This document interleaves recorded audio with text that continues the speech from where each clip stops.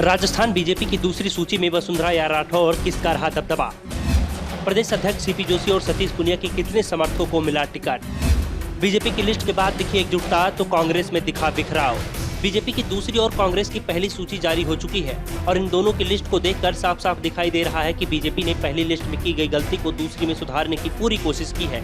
इसीलिए जब पहली लिस्ट में 41 लोगों के नाम सामने आए थे तो सोशल मीडिया पर बीजेपी समर्थकों के पोस्ट आने शुरू हो गए थे और पोस्ट की भाषा एक जैसी ही थी कि मैंने ईमानदारी से 5 साल मेहनत की, लेकिन पार्टी ने ऐसे व्यक्ति को टिकट दे दिया है जिसे क्षेत्र में 4 लोग भी नहीं जानते हैं, अब हार तय है।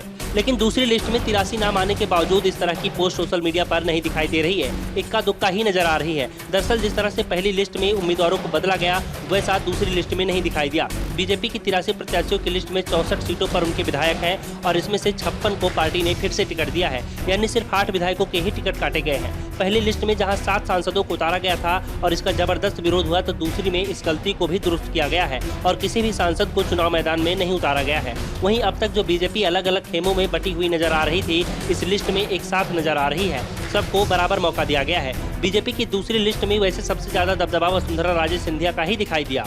इस लिस्ट में 28 से 30 टिकट ऐसे हैं जो वसुंधरा गुट के हैं और सबसे बड़ी बात, पहले कहा जा रहा था कि वसुंधरा समर्थक अधिकांश विधायकों के टिकट काट दिए जाएंगे और इसमें वसुंधरा का नाम भी बताया जा रहा था। ऐसा नहीं हुआ। वसुंधरा को उनकी पुरानी सीट झालरापाटन से ही उतारा गया है। साथ ही वसुंधरा समर्थक विधायक सूर्यकांत व्यास को छोड़कर सभी को टिकट दे दिया गया है। सूर्यकांत व्यास का टिकट भी उनकी उम्र के चलते काटा गया है। वहीं विद्याधर नगर से टिकट काटने के बाद अब नरपत सिंह राजवी को चित्तौड़गढ़ भेज दिया गया है।